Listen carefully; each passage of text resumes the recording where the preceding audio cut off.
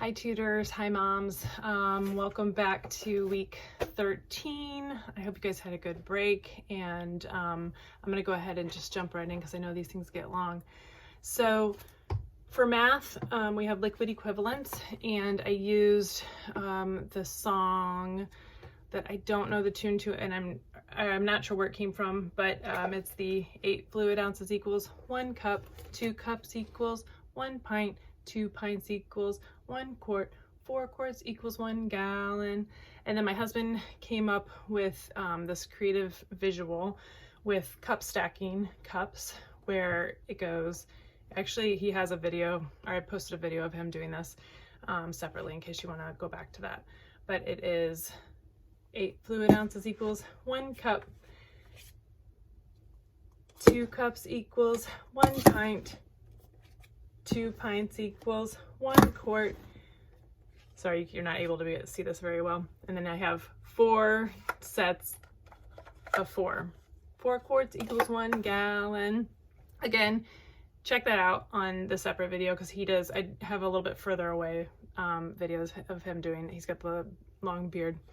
But I thought it was a pretty good way to have each kid come up and because I have the master's class, they're a little bit older and they've been doing this for a while, but to actually, I think it makes you, forces you to say, do I actually understand this? So 8 ounces equals 1 cup. Okay, so this is the same as 8 ounces.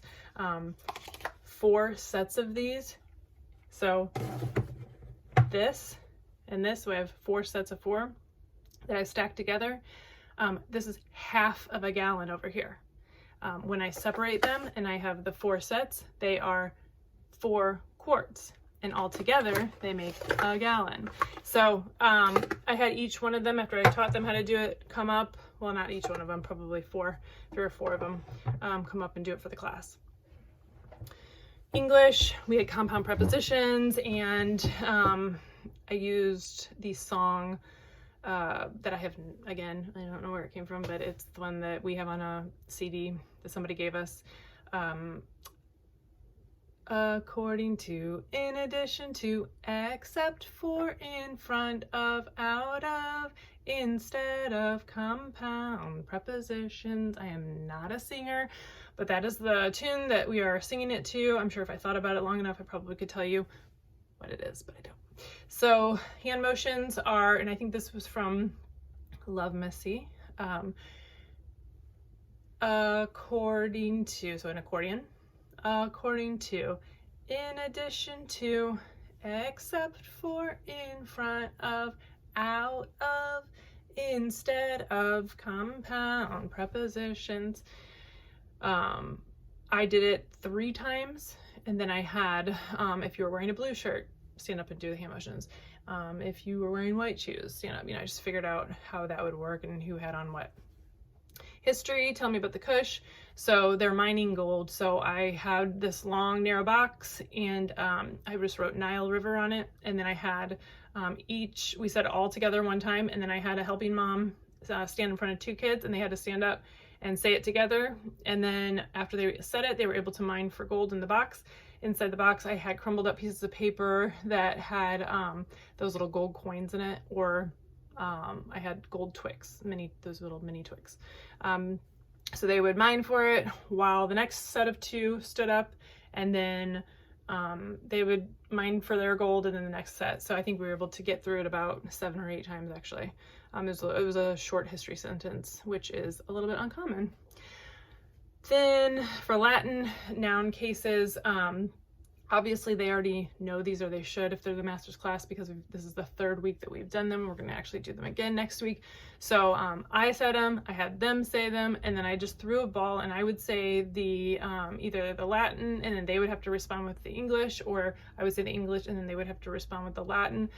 Then I had them actually throwing the ball, so one student would say ablative, and then the other student would say object of the preposition, and they would say them out of order, which I thought was incredibly helpful.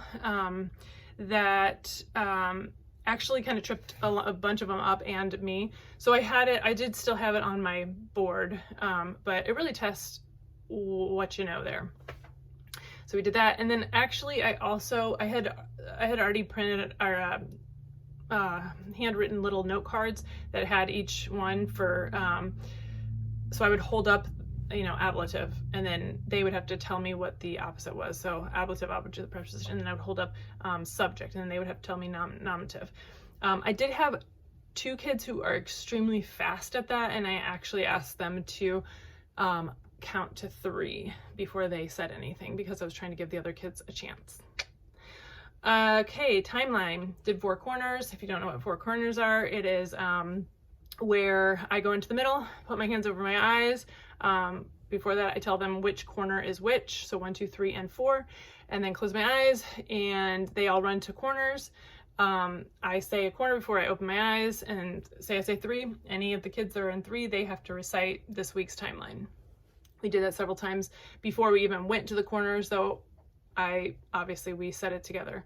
And then for geography, we did the tune, Western Africa, Niger River, Sahara Desert, oh, Atlantic Ocean, Senegal River, and then the Ivory Coast. So that is off of CC Connected, I believe. I'm not sure who. I'm very sorry. I actually just had the CD that another mom burned for me, and so those are a lot of the ones that we listened to. But so one of the kids in my class I know his family, his mom was another tutor, and they had made up a really cute family type of hand motion thing. So I kind of took a lot of those from there. So it goes, the hand motions that they had were Western Africa, and then we do an or, Niger River, Sahara Desert, oh, and like we're diving, Atlantic Ocean, and then I just did Senegal River, and then the Ivory Coast. That. Another kid did point out to me, when you're kind of wondering which one, if your kids are doing Memory Master, the Niger River actually goes up more north than the Senegal River, and N for north and N for Niger. Thought that was helpful. Before we even did the hand motions, though, I'm finding that it's like a good balance of having do the show me tell me method. So I always start out by outlining, and then I do so I outline everything, erase everything one by one. Then I'll have a kid come up and show me, point, show me where it is.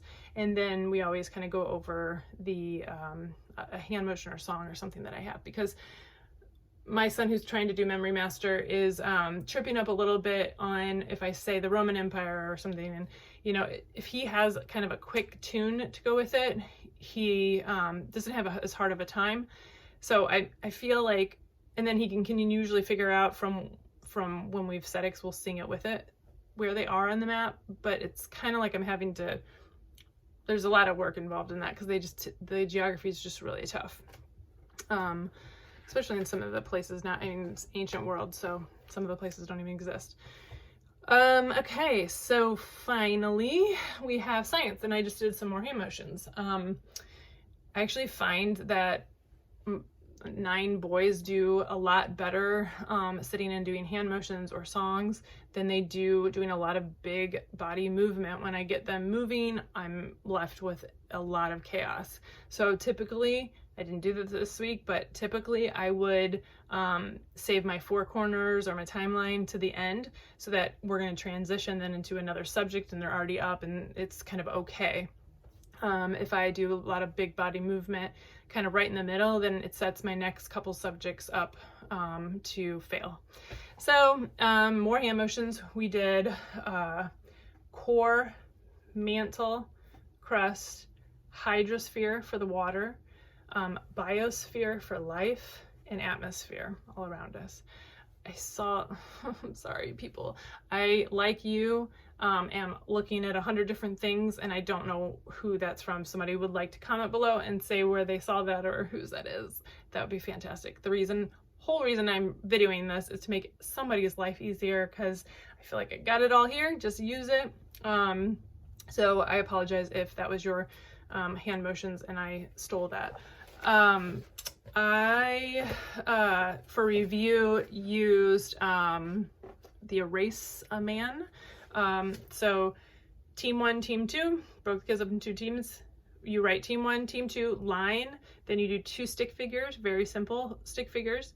And I like this review game because you don't have to prep a bunch, you don't have to bring a bunch of stuff. I ask team 1 a question from a review, and if they get it right, they can erase 1 body part off of team 2, and then vice versa.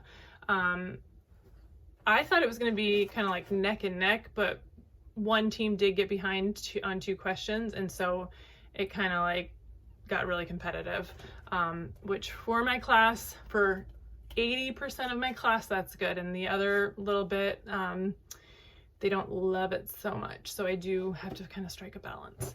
But anyhow, I wish you luck. I hope that any of these ideas have been helpful for you, and go and have a great week.